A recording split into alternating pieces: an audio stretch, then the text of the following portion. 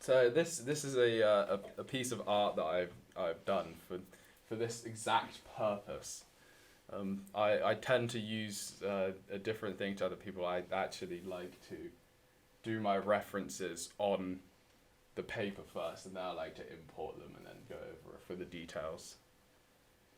How long did it take you to draw this? Oh, it took me too long for what it actually is. It took me, I'd say, the best part of 10 hours, maybe more, because as you can see, this is incredibly sped up in in comparisons to its actual like how much it is in normal time. In normal time, this thing just goes slow. Mm. Yeah. What's your favorite part? Favorite bit of the picture? To be honest, the line work when it's all done.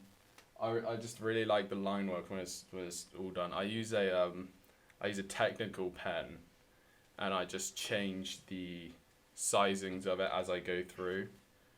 I had lots of trouble with some parts of it, like the hand, as you can see here. The hand was just absolutely awful for me to do. I just couldn't get it right. You'll notice later on with the leg, it's really hard for me to get the leg right. Yeah.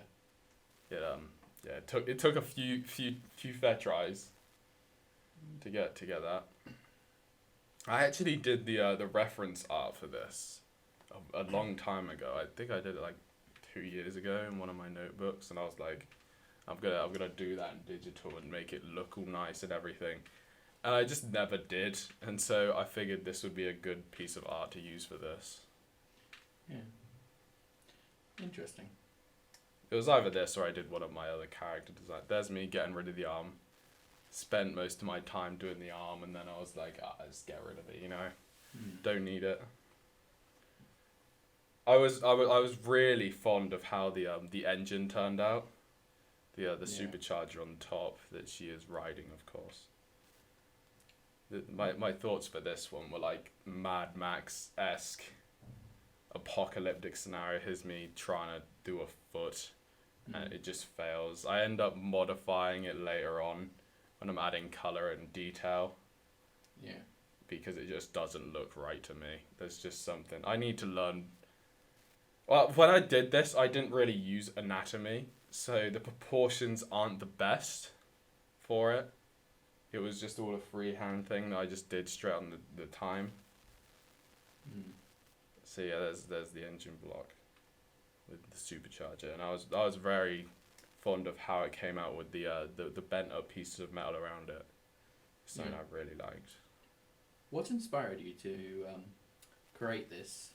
Definitely just the spirit of apocalyptic stuff. You know, I'm a big fan of Mad Max. I've watched Fury Road and the other ones like Thunderdome and all that stuff way too much.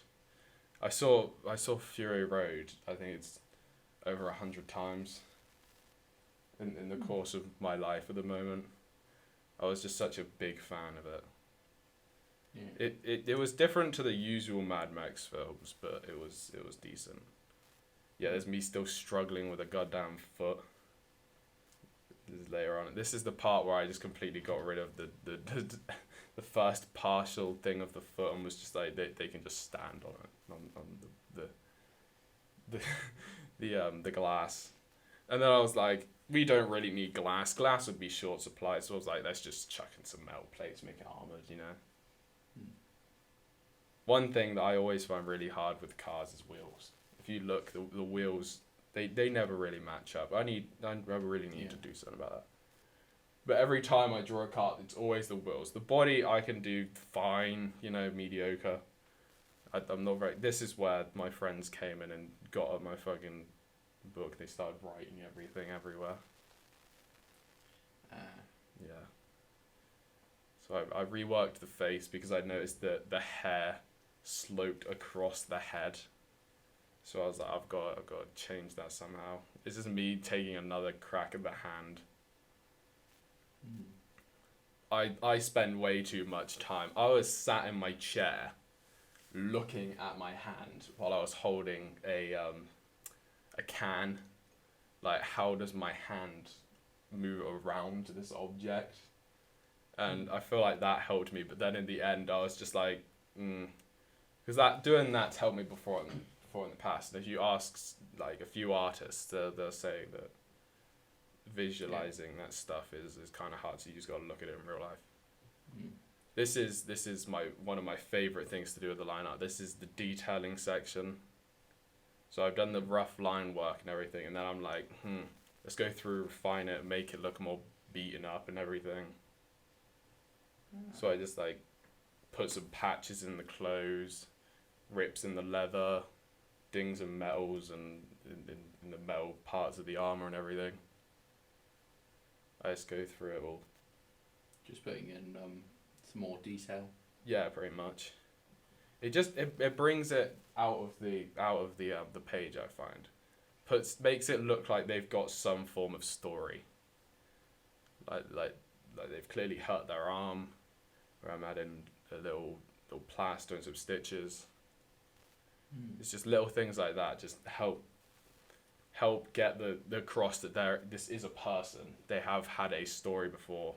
Yeah, there's me going through with the leg, completely changing it, making it so that they're wearing some loose fitting like clothes at the bottom, some trousers. This one is I wanted it to be like an artist sort of, like a wasteland artist or someone like that. Someone that would decorate their car like hell. So when I go to the colouring, I just find all of the different tools I could use to add texture and everything. And it's like, yeah, it comes out very coloured. This is me adding the rough colour. So I do that just via cropping out the part that I want.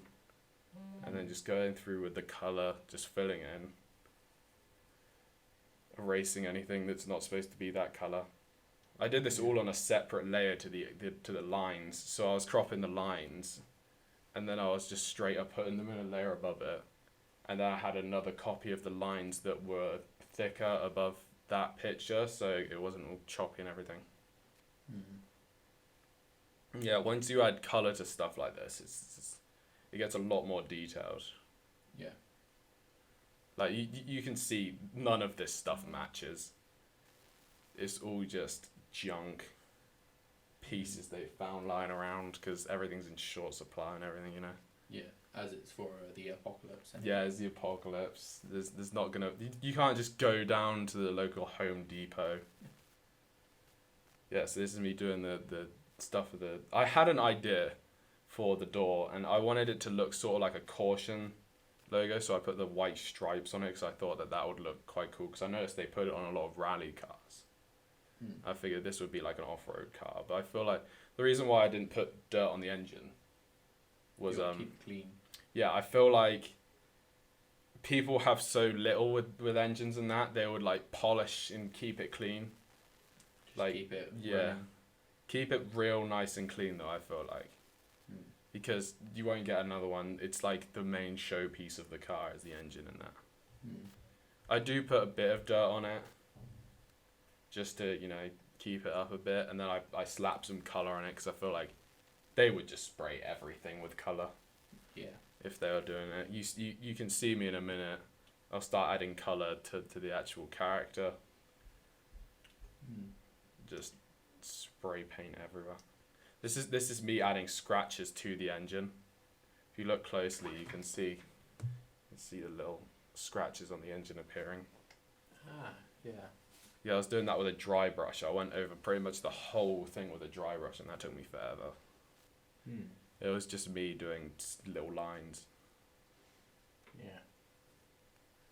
So you used stylist? Just to do all of this? Yeah. It's all just the stylus on a bog standard iPad Air with Procreate running. That's the art program that I used for it. In my opinion, it's the best art program for iPads and stuff like that. It's just cheaper than all the other. This is me trying to think of how I'm gonna add shade, and then I just go with my regular cartoon shade. which is you make a layer, you cover all of this stuff, you would shade with black. And then once you've got it all done, then you go through and mess around with the opacity of it. Gives you like a solid kind of looking shadow. Yeah, like the sun's coming down. Yeah. Yeah. I had it sort of shooting up from like the top left corner, the light. So I was just thinking, how would things react? So that, yeah, that's me making sure it all works on the top. I must admit, shading adds so much, but not as much as texture. Later on, this is me when I start doing the artist stuff. I'll be like, they don't have designer tops there, so this one would obviously have to make theirs. Yeah. So they'll just spray paint everything. I just went over the top with the color. I was like, this person probably just has loads of paints and stuff, and they're just spraying their coats and their gloves and everything, just trying to really stand out. Well, I mean, in a world where there's basically no color, you can see why someone would go over the top with the color. Yeah. In your opinion, what do you think was the best part about your drawing when you were drawing? Still the line work. I just like how the line work looks. To me, it looks crisp and clean. It's when I started adding color and stuff that I was like, I'm losing the line work, but I got to somehow blend it back in. Yeah. Which is because I was originally gonna go lineless on this one, which is where I would color in all the lines to be the exact same color as the actual thing.